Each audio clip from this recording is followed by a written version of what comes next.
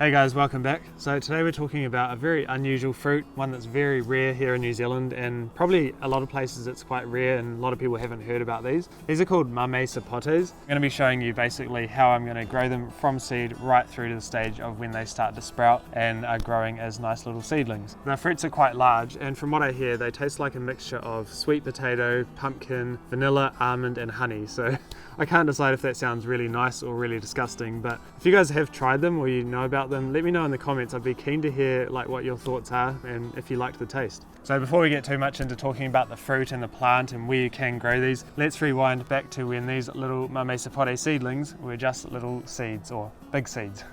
Alright you guys, so these are my incredibly rare Mamey Sapote seeds, and I did buy these online, so they've been sent to me just now.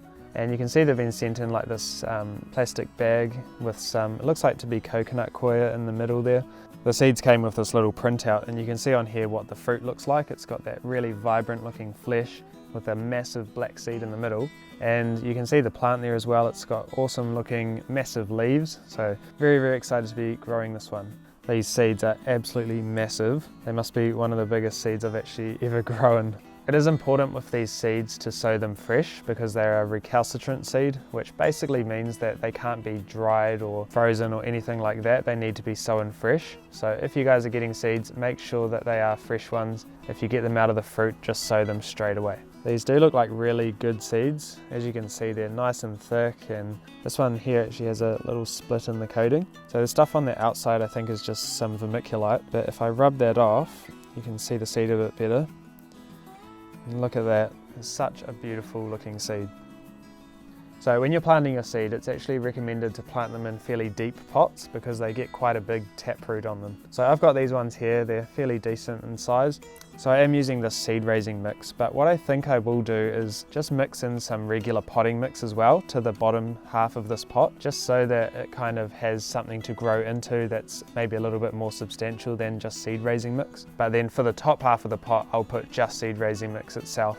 And the reason I'm doing that is because I feel like it's a bit more of a sterile mix. It's not going to kind of grow any mold or anything bad in it, which is the area that's around the seed. So with planting the seed, I think I'll just plant it on its side, and that way it can figure its own way out. I'm not exactly sure where the sprout and where the root's going to come out of at this point. So I think if you're ever like that and you're ever not entirely sure which way to plant a seed, just plant it on its side and it'll figure it out. It's all good.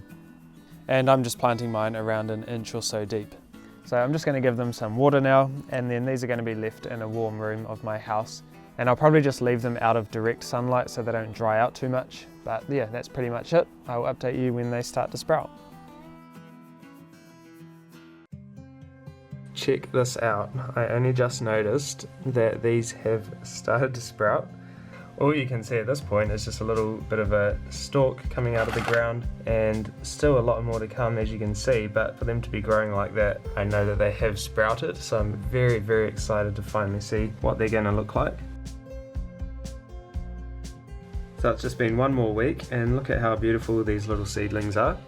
They're looking really, really good, nice and healthy and green, and I think the seed actually just splits in half because you can kind of see it down here. That's the top of the seed right there, and it's just kind of split open, and that's where the little sprouts come out of.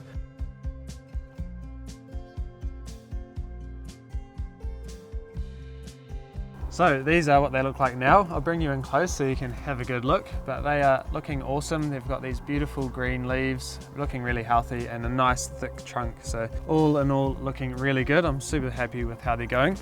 And I haven't been able to see any roots or any taproot coming out the bottom, which is a good sign. You really want to look out for that because you don't want a taproot coming out and then drying out and dying. But one thing to know about these is that they are a tropical tree, so they will grow best in tropical and subtropical climates. Here in New Zealand we're more temperate, so this winter I'll be keeping them indoors just to keep them protected from that cold. But in the future, when I have a greenhouse, that's the plan, to grow them in there. They do like humidity, so that should be really good for them. I do hear that they can survive to around around -1 degrees Celsius, but I wouldn't recommend kind of keeping them at that temperature because for prolonged periods that's really not going to be good for them, and you will still probably get damage to the leaves.